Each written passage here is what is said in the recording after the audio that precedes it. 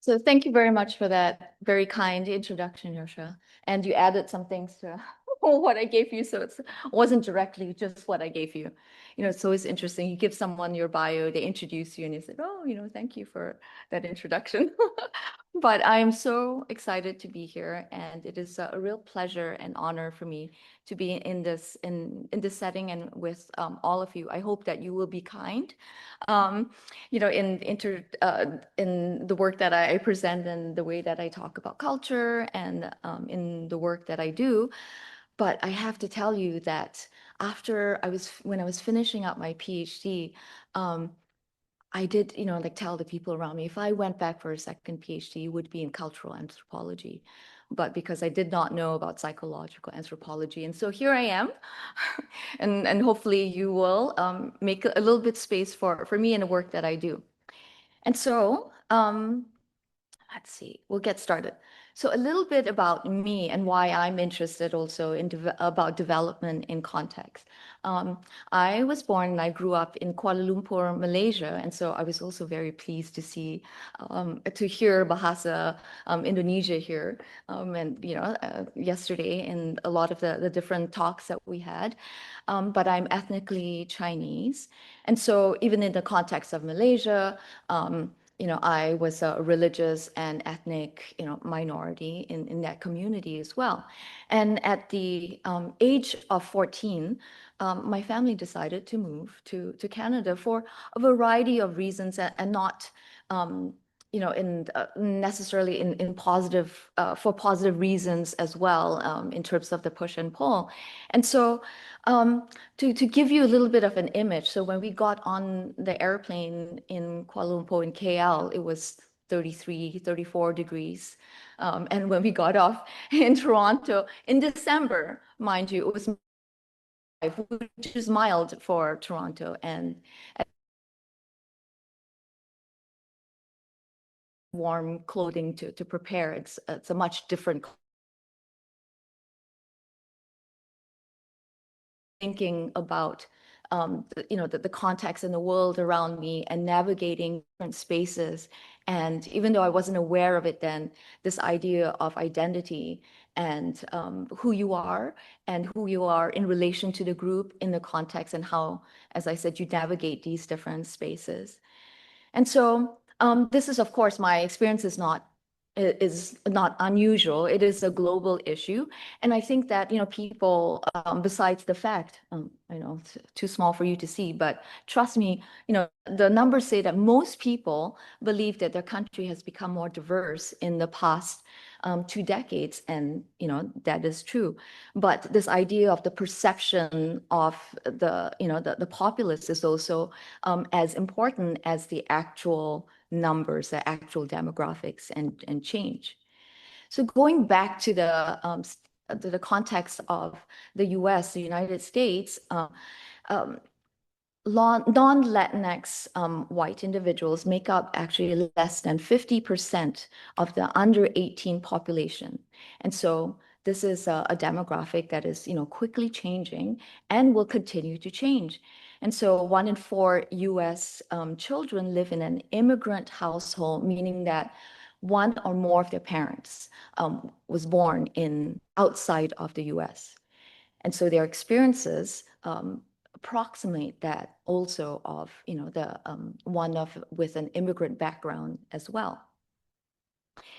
So I actually should have said that I changed my title a little bit because I wanted to narrow it down more specifically to the examples that I'll be using today focus on individuals of Chinese heritage in the United States.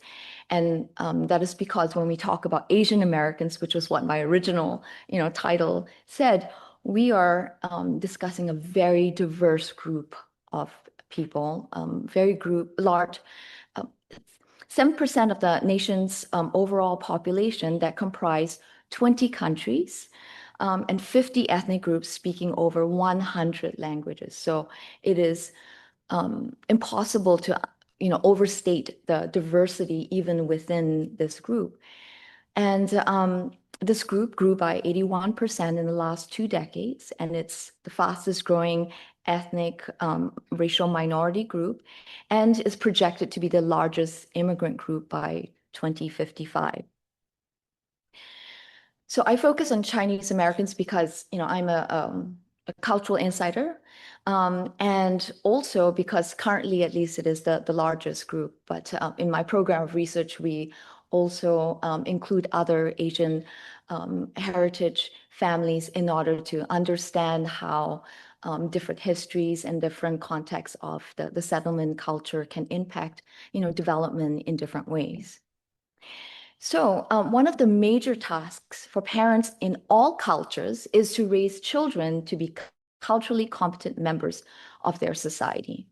So, this makes sense, right? And that's in general what parents are trying to do. But that's when then it becomes more complicated after that. Right. So if we think about the different definitions of culture, as you all well know, one that is useful for the work that we do in my lab is that culture is a set of somewhat distinctive patterns of beliefs and behaviors that are shared by a group of people and that serve to regulate their daily living. So in that way, for these families, the culture is both big and abstract. It's infused in everything, but at the same time, it is also small and personal. And it's that combination and that navigation that we're really interested in. Of course, culture is also dynamic and multifaceted. And so what we try to do is in little pieces, we try to isolate and then combine using different methodologies, again, to better understand developmental processes in context. Okay, so going back to this idea of raising children to be culturally competent members of their society, the different questions that we could ask could include, what do these competencies look like, right? So for psychologists, we're always interested in, right, competencies, positive adaptation, doing well. And then the other question of interest to psychologists really revolves around what are the best ways to then support or help, in this case, children and their families to develop these competencies. And how might these then vary across different cultural contexts? So it's useful for us to think about form versus function. And so in our lab, we're interested in, with regard to form, what do these parenting beliefs and behaviors look like? You know, do they look the same? Do they look different in different cultural contexts? And then the function element has to do with the meaning of these beliefs and behaviors. Do they lead to the same outcomes? Do they have the same meaning and consequence for children and their families in different cultural contexts? Okay, so I tried to put things into figures, but I made these up, and so they're not at all validated or comprehensive, but they're helpful, at least for this talk. I will be focused on how parents navigate culture of origin, culture of settlement, and this process of creation of a new culture that is, that really characterizes their everyday lives, and that may change. We talk about development. This changes at any time point in the moment, but also long term as children change and as parents change. And so this acculturation process is true for both parents and children. And then we have this immigration broader, context. And for immigrants, that, can include, the settings of where you've immigrated to. What are the policies? What's the reception like? Are there communities in which you can identify, co-ethnic, co-racial communities, co-cultural communities or not? And all these play a role in adaptation. So in today's presentation, I will use three examples to illustrate the ways in which, some of the ways in which we have tried to understand development in context. And so the first one is this example of parental warmth. So in developmental psychology, when you're studying parenting and socialization, warmth is a very important or major dimension of parenting and child rearing, and the other one being control or control or demandingness. They're different words, but it's really about the regulation piece of it, right? So it's the warm, nurture, and supportiveness.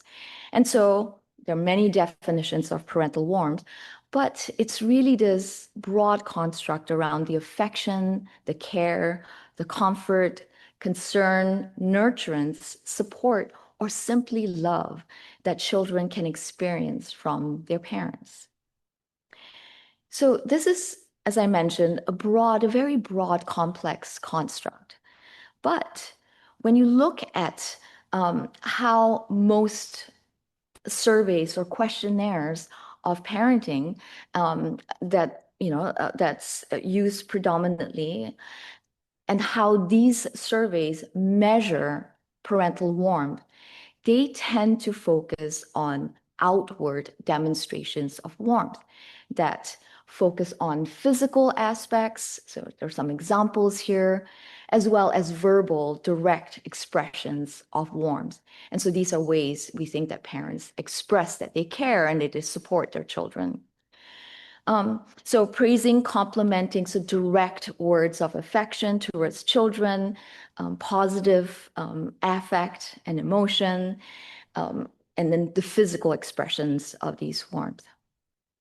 So in the field, with regard to Chinese and Chinese heritage individuals, including in the US, Chinese and Chinese American or Chinese immigrant mothers in the US have been found to score lower on measures of warmth or acceptance towards their children than their white peers, right? So as such, Chinese heritage mothers are often described as cold, and then on the other end as not valuing warmth and support, and on the other side of things, strict controlling. And so it's this idea of the tiger parent that you may have heard of. And so if you just look at the research from survey data and even observational data, right, that capture these aspects of warmth specifically, the data supports this stereotype, right? They do score lower. And the other aspect is that scores of warmth are less consistently associated with positive outcomes in Chinese heritage families than they are in white families. So again, it feeds this idea, and there's some support for it empirically.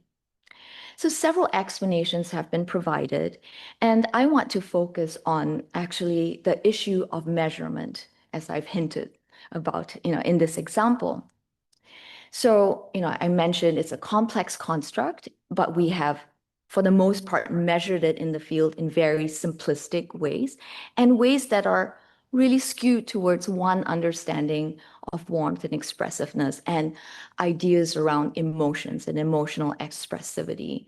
And also the idea of individuation and standing out, right? And so emotions and expressive emotions is an adaptive thing for young children to have and to be able to express it if they are trying to be and find themselves as an individual, to define themselves as an individual. So temperament makes you unique, right? Your temperament, your personality makes you unique from someone else, even as you are part of the group. So if we consider, though, that Chinese parents may perhaps express warmth towards their children in ways that differ from or that go beyond or that are not captured, not that they don't do or express warmth in these ways as well, but is there a group of different practices that we are missing in this understanding of parental warmth? And so that's something that we focused on. Are there other symbolic ways that, parents can express care, comfort, concern, nurturance, and support towards their children? So what we did was, in order to understand this, was that we first went to basically ask parents about their ideas. And in doing so, we wanted to get parents to think as concretely or as specifically as possible. So we asked them the question, how do you express warmth or care towards your children when you are interacting with them? So if you think about that context, right? Like you have parents think about when they're interacting with them. Again, it's pushing them to be as outward as, specific as possible. And so by doing so, we were almost like pushing them to be more expressive, to be more similar to maybe, other forms of expressiveness, with the idea that even if in that context, there were other ways that were revealed, that that would be the first step to being able to showcase. And so a lot of what no, my lab and I, like what we tried to do at that time, was also to look at the limitations in the field, and then to think of ways in which we can push folks in the mainstream, developmental science to think a little bit differently, to open the door to thinking differently, in this case, about parental warmth. But we had to also play their game, right? And so the way that we did that was we asked parents also directly about their ratings of parental warmth.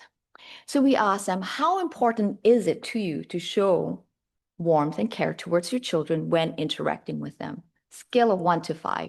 So we compared Chinese immigrant families, mothers in this case in the US, and white US mothers. And as you can see, it was not significantly different. At least when we asked them to talk about how important it is, right? There were no cultural or group differences. And so this is one piece that contradicts the myth, or the stereotype that parents did not care, that Chinese heritage parents did not care to express warmth, or did not care about that aspect of parenting. We then asked mothers to, how much warmth do you actually express to your child when interacting with them? And so here, what we were trying to do was to capture this idea of the importance, but then the expressivity piece. And here we found, with this item, significant differences between the groups, so that Chinese immigrant US mothers were had lower ratings of expressivity, right? Like they thought that they expressed less warmth than did their white American counterparts. And so there was a significant difference also between their scores of importance, and then of how much they thought they expressed. And the way that we interpret this, which was also supported by interviews that we conducted with mothers, was that when we asked them about that question, they thought about different references, right? So a lot of mothers told, Chinese heritage mothers told us, well, when I think about, when I look at my children's peers, from white families, white European heritage families, I think that they express more warmth than I do. And so their scores, and so these ratings were not to obtain objective, right? Like how much they actually express, but again, to show a contrast between, and to highlight some aspect of their thinking and their reference point that plays a role in their conceptualization and understanding of their own behaviors. Okay. So then when we interviewed parents and we asked them, sorry, I shouldn't confuse you, mothers, what do you do, right, when you are expressing warmth or care towards your children while you are interacting with them? And so we coded their responses, and there were there were 6 different categories that came out that we found in both groups. So being together, right? So doing activities together, So this time of being together was a way in which parents in both groups expressed warmth and care. Then there was, of course, the physical and verbal expressions, hugging, kissing, like the items that were being captured in the existing measures. There was also affective, what we call affective involvement. So talking about experiences, talking about emotions, finding about, how the child is feeling about things. And then the next category was supporting the child in need, right? So helping the child when they were experiencing either a physical or emotional or social conflict or situational struggle with peers, for instance. And then daily routine needs. So taking care of the child's food, eating, clothing, paying attention to the fact that they, were warm enough when they went to school, that their bellies were filled. And then also guidance and learning. So I show warmth by helping and guiding. I show my child that I care for them by helping and guiding them to develop good habits, by, sending them to the best schools that I can, by providing, educational opportunities for my child. Okay, so it's important to note again that parents, mothers in both groups talked about these different categories, but when we quantified it, there were significant differences between the two groups in 5 of the 6 categories. So the category of spending time together as a way to express love and care was not significantly different, in frequency between the two groups. What was different was the physical and verbal expressions, where the white US sample, significantly more of their responses fell into this group than for the Chinese US immigrant sample. In contrast, the Chinese US immigrant sample focused on daily routine needs more. So, parents would talk about, again, like making sure that child was warm, helping them pack their school bags. And what we found interesting was that, again, all parents do this. But remember, we were specifically asking them, and these were examples that they gave of how they showed care and warmth and, towards their children, love and care towards their children. And so that's where the cultural variations in thinking about the meaning, right, the function of these behaviors. So the forms, we can observe all these different things in those same ways, but the meaning for parents and perhaps for children, and I say perhaps because when you change cultural context, so for immigrant children or children growing up in a different cultural context for their parents, there might be a discrepancy between parents' intention in their meaning and what children are receiving or understanding from the same forms, right? So white US mothers also said that they had higher frequencies of being attentive to emotions and feelings specifically, encouraging emotional expressions. And in contrast, again, not in contrast, but Chinese US immigrant mothers were more likely to show comfort and support when the child was physically or emotionally in need, especially in social situations. So they talked a lot about helping their children navigate social conflicts with their peers, again, as a way to show love and care towards their child. And then, Chinese immigrant families were also more likely to talk about providing guidance and learning and educational opportunities as a way to show love and care. And, not surprisingly for many immigrant families who have come for better opportunities for their children, that this is an important, form of sacrifice that my parents may also have reminded me implicitly or explicitly.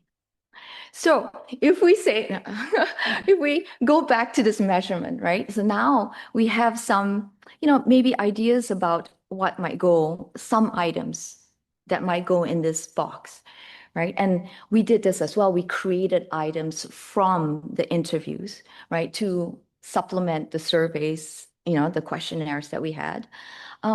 But, so some examples of meeting daily routine needs. So I think that, okay, the arrows didn't come up in time. But what I was going to say that if you just focus on physical and verbal, then Chinese heritage parents would score lower on warmth. But if you add in some of these items, then they're going to score higher on these items. And it is a more really culturally relevant representation of the different ways in which these parents might express and show warmth in daily practices. Okay, so that's one example. But I'm always curious when I look at practices and what parents are doing. I'm always interested also in the whys from the parents' own understanding and perspective. Again, not as objective truth as like one might think about it in a way, but truth to them, right? And so it was really interesting for us to see the different ways in which parents were thinking about why it was important to show love and care when interacting. So we have, the growing healthily, the security and good self-esteem that we're familiar with. But the second response we saw, and I'll have more in the next, that was interesting because the security also then set a foundation for learning for other objectives, right? And I love this last quote, especially this idea of we speak one language at home and the outside world uses another. That's why they need more care and love from us. So it's really a protective, parents are viewing this as a way to protect their children. So going back to this idea of love as a foundation for learning, we talked about how, parents thought that if children felt love, that when we're strict with them, they understand that it comes from a place of love and caring, right? Um, and so they had a cultural spin on it as well, like we Chinese do it in this way. And there's a Chinese idiom that basically translates to good advice may be unpleasant to the ear, but it is beneficial to one's conduct. In the same way that good medicine may be bitter, and a lot of Chinese medicine is quite bitter, but it is beneficial to one's health, right? So this idea of accepting, some unpleasantness for the long-term good and helping children to understand that through showing love. Um, and then the other thing is, thinking about the mind rather than the heart. I think the more love I give him, the more he will know what I'm saying is good for him. So the result of love is obedience. So it's not, I found it very difficult to translate this word. It's from the Chinese word. It's not really obedience, but it's listening to the words or advice of your parents, right? So rather than obedience. And so they were sure that they're looking for their best interest and they would listen to my advice. It's almost like internalizing, right? So in other developmental research, we talk about how positive attachment, positive parent-child relationship increases the likelihood that children will internalize the moral messages or the lessons that parents have. And so I thought this quote really, these two quotes really captured that well. Okay, so I know you're looking at me time-wise. Okay, so the second example is the example of parental emotion socialization. Again, in this example that I wanted to give you, I wanted to move to the realm of observations and focus on parenting around practices around emotions and teaching children about emotions. So these are socialization practices with their young children that could include everything from how they react to their children's emotions to how they discuss or don't discuss emotions with their children, and as well as how they manage their children's exposure to different emotions. Okay, this model, I'm going to come back to this, but the idea is that we wanted to both capture culture, like we wanted to observe and see from what parents were doing, and then to look at the theory after to see if there was correspondence and whether there were ways that we were observing parents to be engaging in emotion socialization that wasn't captured in existing measures or even coding schemes. And then we wanted to look at, so that's one way in which we wanted to reflect culture. And the other way, more quantitatively, was to look at the moderating role of culture, of the mother's adherence or to traditional, so-called traditional Asian cultural values around humility, around, family, the importance of family, etc. And so we measured that through a survey, but then we also observed what parents were doing. So some socialization practices, emotion socialization practices that have been very well documented in the field include emotion coaching, which is considered a positive aspect of emotion. So I'll just give you a short bit. It's worth to explain. A lot of times, if you explain, people will help you. So here the mother was, first she named, she had the child express what emotion he was feeling, labeling it, and then a lesson around what he could do with his emotion, how he could, get help for, be able to get others to help him regulate if he's unable to regulate as well. So there's a lot of coaching around this. We found this evidence for this in our sample as well. And interesting, we found that maternal coaching, mothers who had more traditional Asian cultural values were less likely to engage in emotion coaching. And these were first generation mothers, right?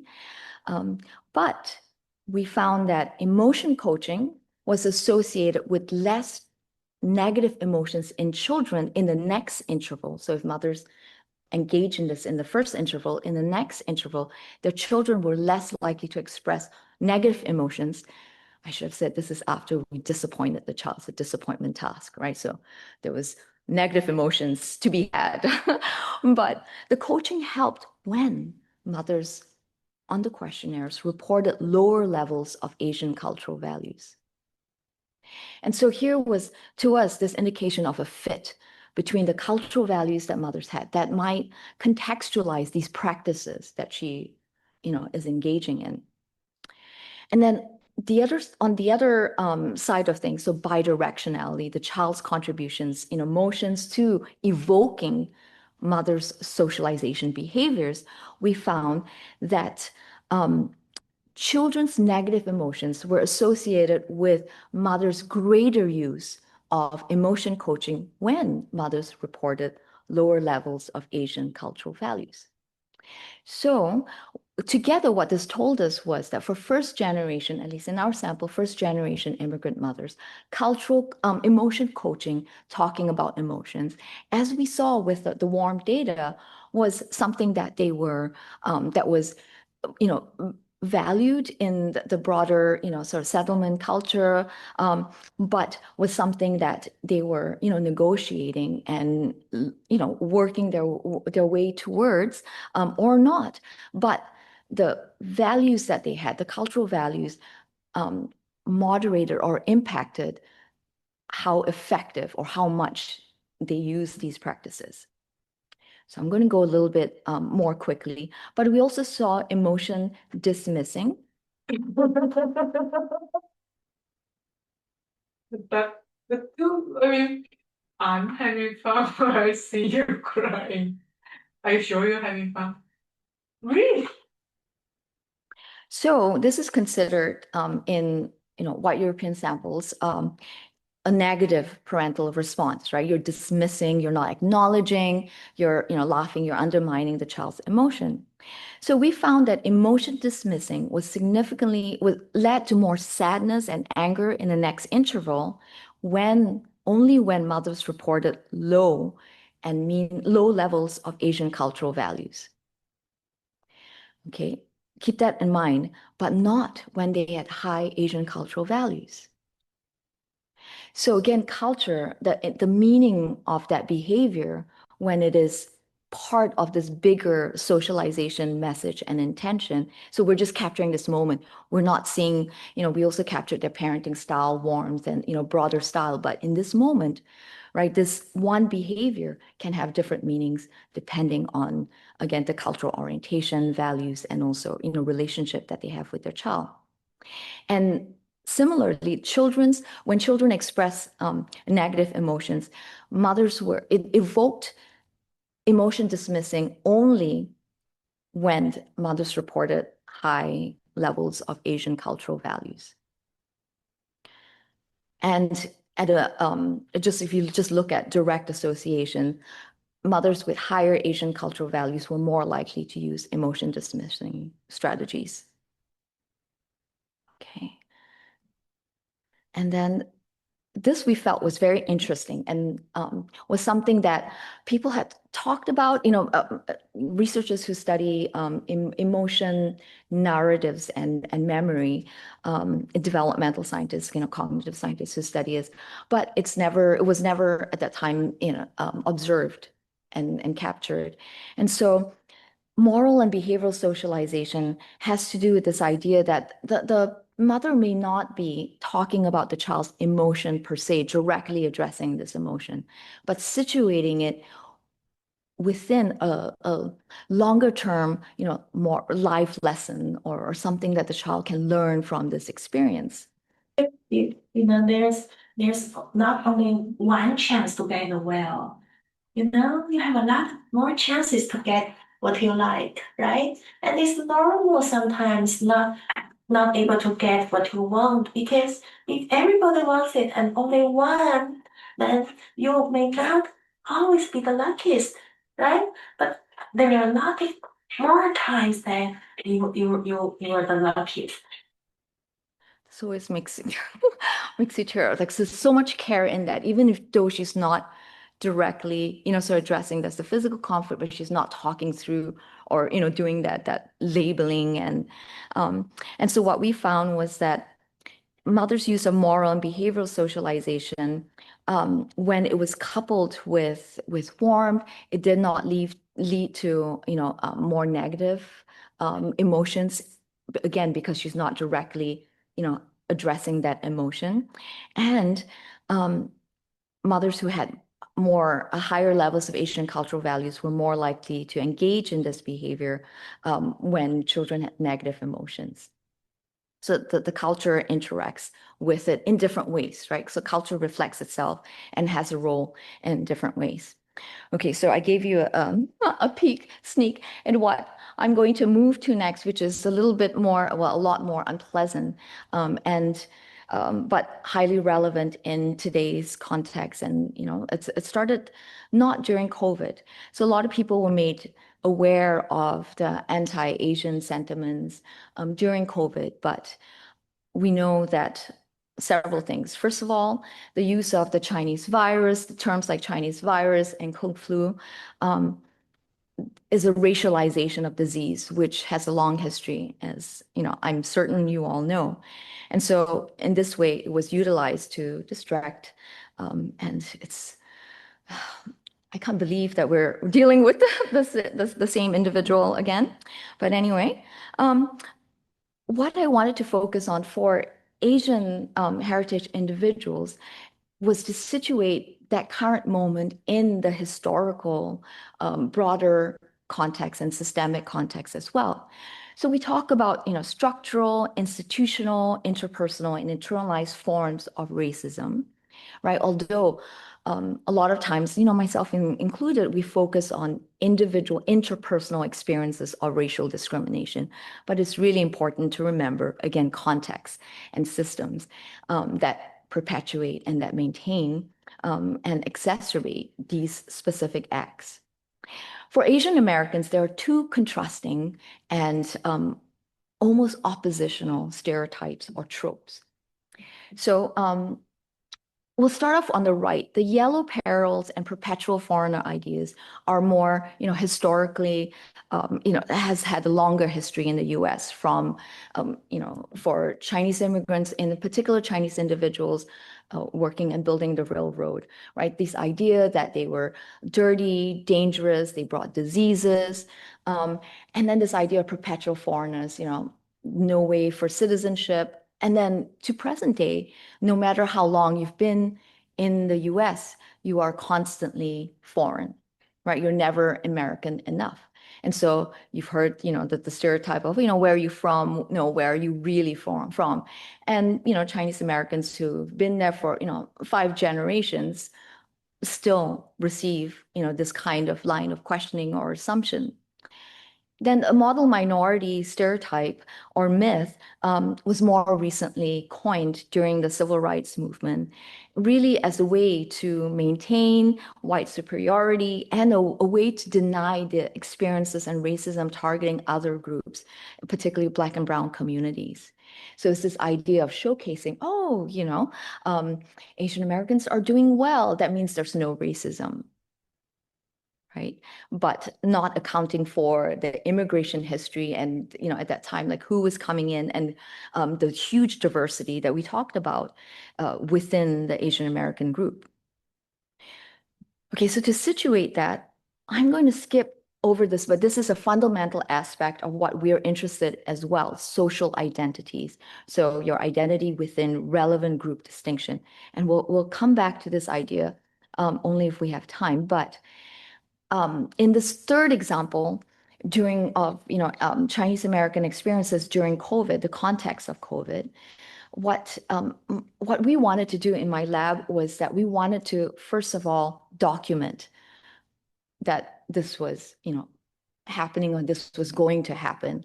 And so we were really fortunate to be able to obtain the first grant, one first grant focusing on, racism and discrimination experiences targeting Asian Americans from the National Science Foundation. And we wanted to be, at least at that time, we were working, like we started data collection in March, got the grant in, February, started data collection. We were creating measures as we were going along. So we wanted to capture both direct experiences of discrimination, right? Targeting you, as well as vicarious, observing, right? Seeing someone else of your same group, being targeted. We wanted to do this in person and online because of, the nature, the isolation that was happening. And so then you can have, you can imagine 4 different types of experiences of discrimination. We also wanted to capture collective racism, so perceptions of xenophobia in this case, right? And as around China, Chinese culture, Chinese heritage, practices, and people as dangerous as being a health risk, and that ties into that trope that I was talking about, right? Yellow peril is this a similar idea, and then also how much the media was perpetuating this. And we looked at, mental health outcomes. We looked at a whole bunch of other things. But this first study really came out to document and to look at the associations between the different subtypes. Not surprisingly, every one experience was uniquely associated with poorer mental health. One interesting thing and that was different was that so collective racism, xenophobia, was the only form of racism that was associated with externalizing problems in children.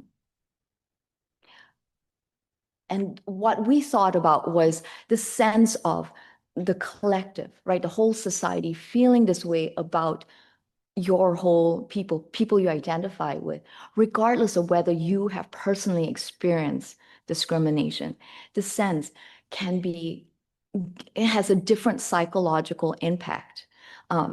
And so that externalizing, that acting out, that the feeling of lack of control, individual acts, you might be able to say something back to the individual. You might be able to control, maintain your environment so that you're less exposed, but not true with xenophobia or collective racism. So here are just, some example. This is one example of this, parent talking about rejection of all Chinese people, and also that goes beyond my child, right? This parent was talking about that they'll definitely be impacted regardless, an explosion of anti-Chinese racist incidents. So this, parent had some foresight early on. And so, as I said, we did surveys, we did interviews with both parents and children. And we also collected their perceptions of political racism, so the government perpetuated racism and how much that made them worry or fearful. And so this was also associated with negative mental health, like poorer mental health as well. Just very quickly, people often ask me, well, how relevant is the COVID data for life after? Well, just, even in 2022, we saw actually an increase in reported instances of discrimination because now the lockdown was done, they were out there, and certainly there was still this perpetuation. Remember, because it's historical, it may be more or less salient at different points in time, depending on what's happening, but it's always there in the system, in the water.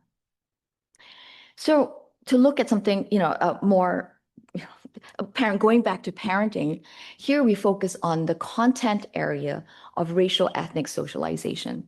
So the transmission of information from adults to children regarding race and ethnicity.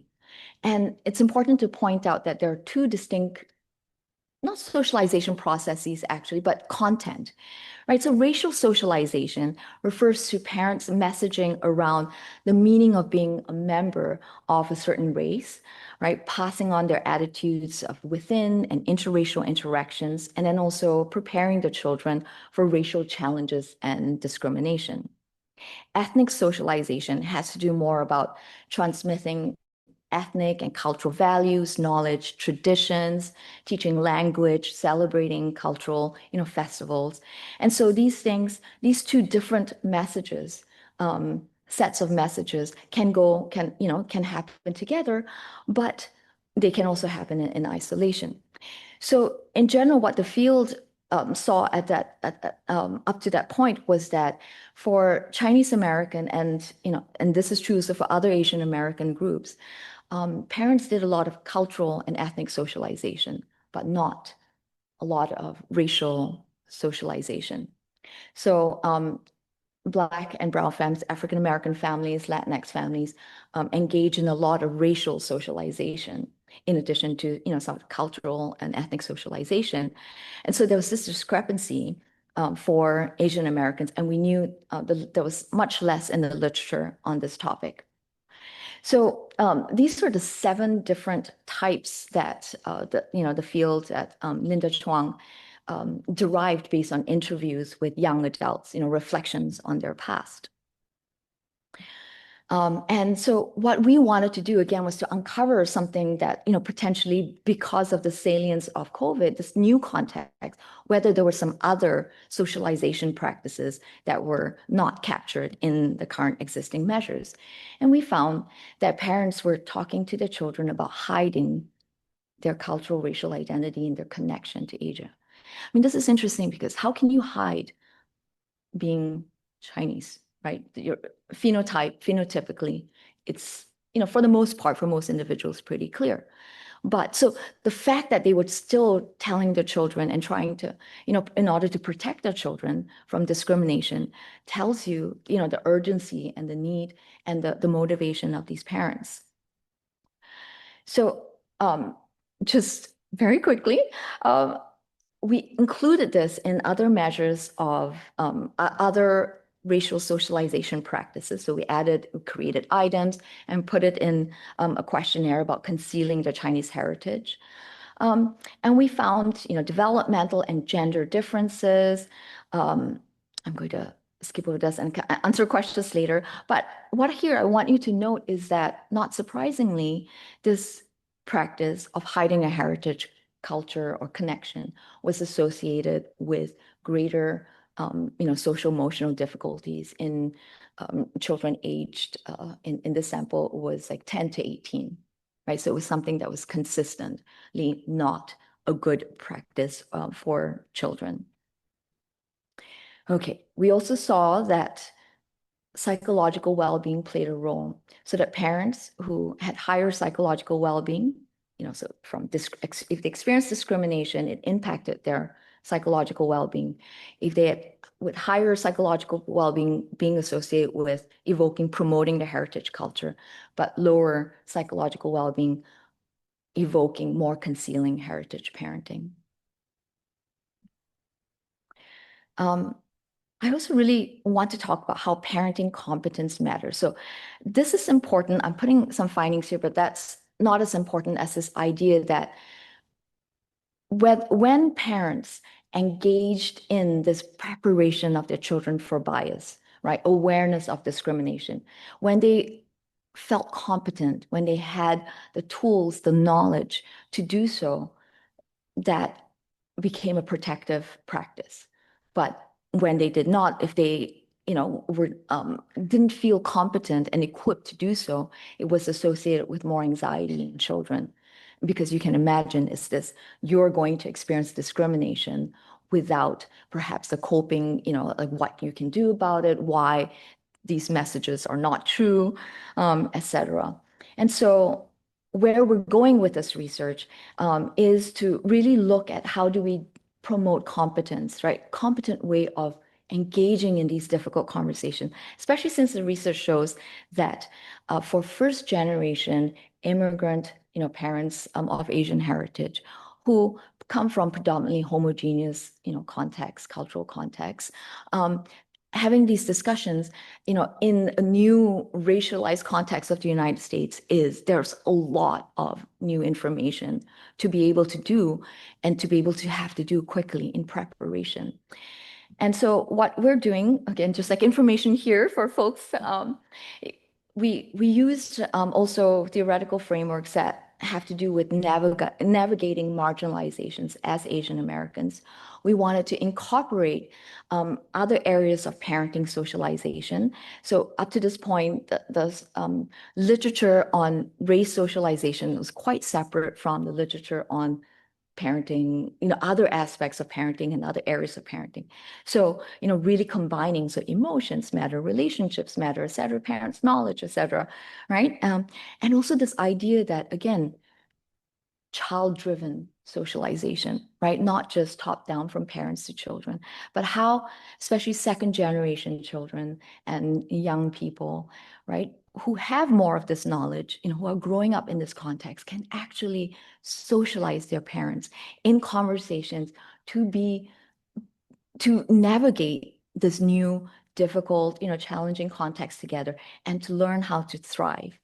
So again, taking this strength-based rather than deficit-based. And so just to end, here is a picture of, so we did observations of mothers and not mothers' parents. So we had both fathers and mothers talking to their teenagers about a scenario of anti-Asian racism.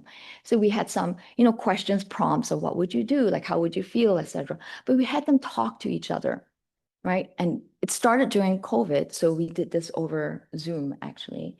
But parents soon, like they were talking to each other, and as you can see here, we end up with this idea that the adolescent says, that's not right, right? That's being what a bystander is. And then she goes on to explain why it's really important that they stand up for, themselves, for their communities, again, to take charge of their own narratives and their own lives. Okay, so I'm going to stop there. If you start going up, like, okay, sorry, I didn't mean to do that. Okay, this is a model. Should I stop? I'm not gonna. Is it, well, I mean, 10:30.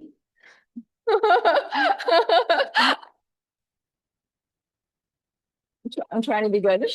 Thank you. If anyone's interested, this is a handbook of racial discrimination, Cambridge handbook that we, based on what we knew, we tried to put it together in a way that was coherent somewhat. But okay. Thank you very much. Okay, thank you very much. Thank you very much for the great talk. And I think everyone who has questions is invited to approach you during the coffee break. Absolutely. So we're having like a half-hour coffee break now. And you're all invited to join the roundtable at 11 on global intervention and enjoy the coffee break.